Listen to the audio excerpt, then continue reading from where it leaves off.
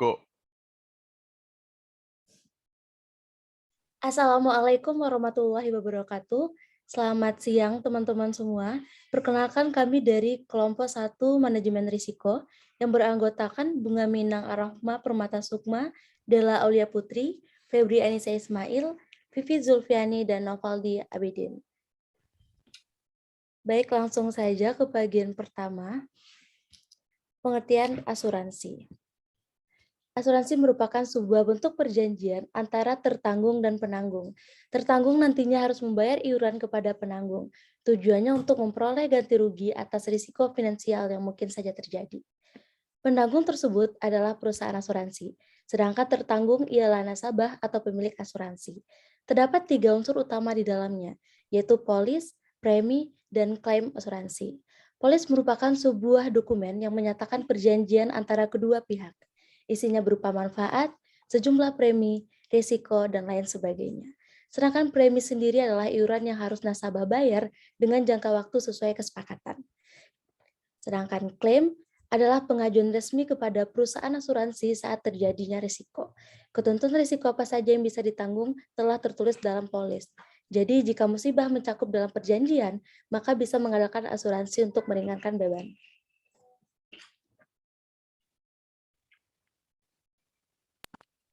Oke, prinsip-prinsip asuransi.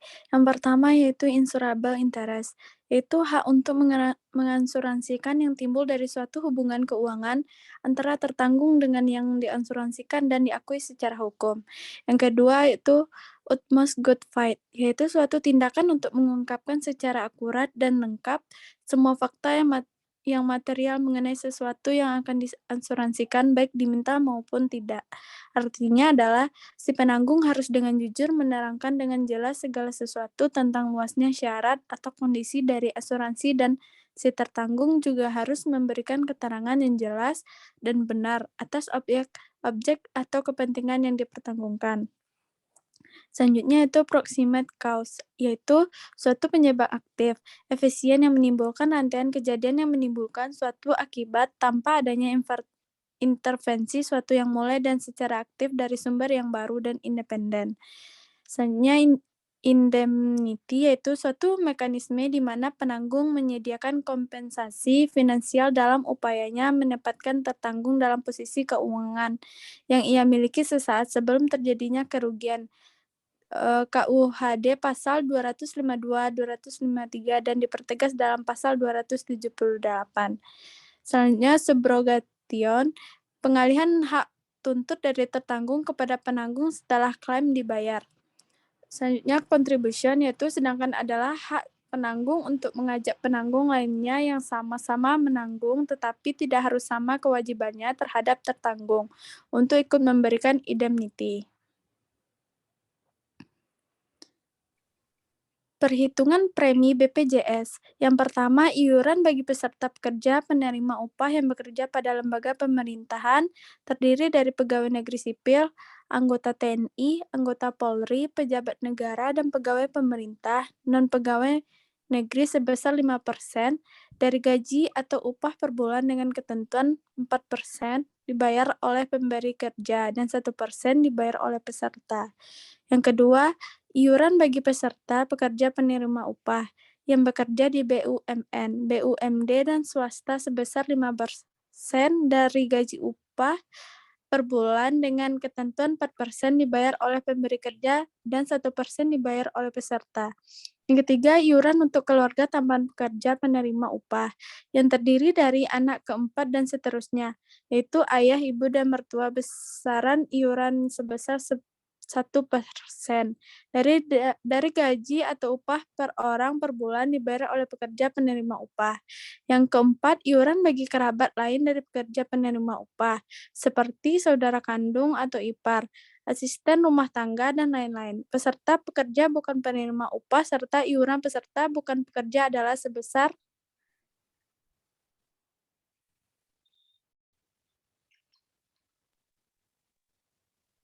sebesar Rp42.000 per orang per bulan dengan manfaat pelayanan di ruang perawatan kelas 3 Khusus untuk kelas 3, bulan Juli sampai Desember 2020, peserta membayar iuran sebesar Rp25.500, sisanya sebesar Rp16.500 akan dibayar oleh pemerintah sebagai bantuan iuran. Per 1 Januari 2021, iuran peserta kelas 3 yaitu sebesar Rp35.000, sementara pemerintah tetap memberikan bantuan iuran sebesar Rp7.000, sebesar Rp100.000 per orang per bulan dengan manfaat pelayanan di ruang perawatan kelas 2, sebesar Rp150.000 per orang per bulan dengan manfaat pelayanan di ruang perawatan kelas 1. Di sini ada gambar mengenai jumlah peserta BPJS di Sumatera Barat triwulan 4.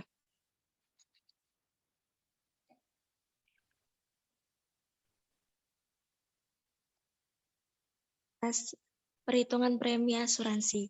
Asuransi Sinarmas. Asuransi Sinarmas memiliki salah satu produk bernama Simas Sehat Income yang menjadi salah satu solusi bagi konsumen untuk membantu meringankan kerugian materi yang ditimbulkan oleh besarnya biaya pengobatan rawat inap yang konsumen alami. Produk ini memberikan santunan jika peserta atau konsumen menjalani perawatan inap di rumah sakit dengan manfaat sebagai berikut. 1. Santunan tunai harian. Memberikan bantuan sampai dengan Rp500.000 per hari selama 365 hari atau sebesar Rp182.500.000 per peserta per tahun hanya dengan premi mulai dari Rp1.200 per hari. Jika dikalikan dalam bulanan, maka konsumen perlu membayar sebesar Rp50.000. 2. Santunan pembedahan. Memberikan santunan pembedahan hingga Rp10 juta per pembedahan. 3. Cash bonus.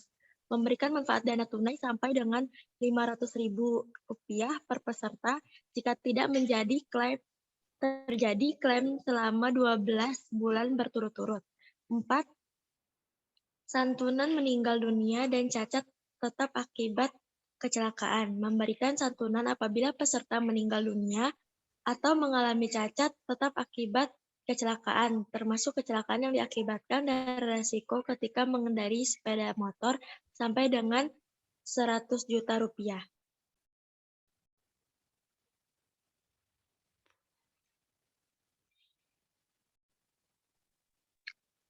Dampak asuransi terhadap perekonomian.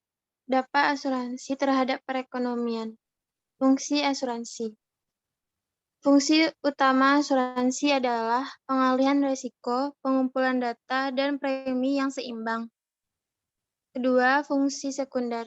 Asuransi adalah untuk merangsang pertumbuhan usaha, mencegah kerugian, pengendalian kerugian, memiliki manfaat sosial, dan sebagai tabungan. 3. Fungsi tambahan asuransi adalah sebagai investasi dana dan investable earnings. Selain itu, berikut dampak asuransi. Memberi rasa aman. Kedua, melindungi keluarga dari perpecahan. 3. Mengeliminir ketergantungan. 4. Melindungi wanita karir. 5. Kontribusi terhadap pendidikan. 6. Kontribusi terhadap lembaga sosial.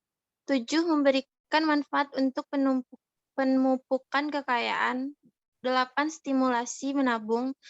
Dan terakhir, penyediaan dana yang dibutuhkan untuk investasi.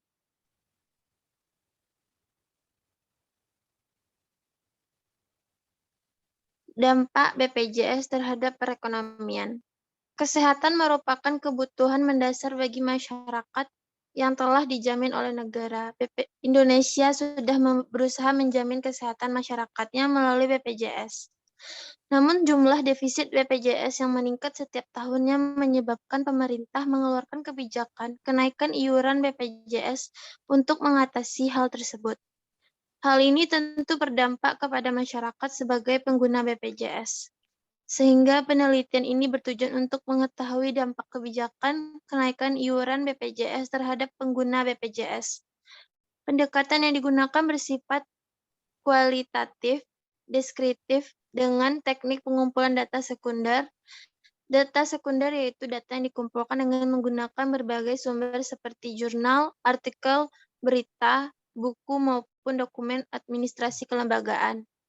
Analisis data yaitu dengan reduksi data bertujuan untuk meringkas atau menyimpulkan informasi penting dari berbagai sumber agar mudah untuk dipahami. Hasil penelitian ini menunjukkan bahwa terdapat dampak positif dan negatif.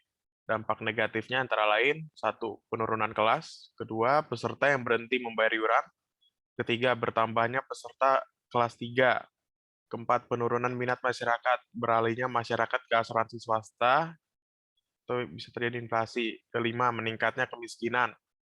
Dampak positifnya antara lain, 1. Peningkatan layanan, 2. Mengatasi defisit, 3. Pertumbuhan sektor farmasi, 4. Peningkatan sarana dan prasarana, 5. Peningkatan sosialisasi program BPJS, dan jangkauan penyakit yang ditanggung semakin luas. 6. Peningkatan jangkauan rumah sakit. Berikut adalah hasil dokumentasi atas penelitian kami untuk presentasi ini. Sekian, terima kasih atas perhatiannya. Kami ucapkan mohon maaf jika ada salah kata. Wassalamualaikum warahmatullahi wabarakatuh.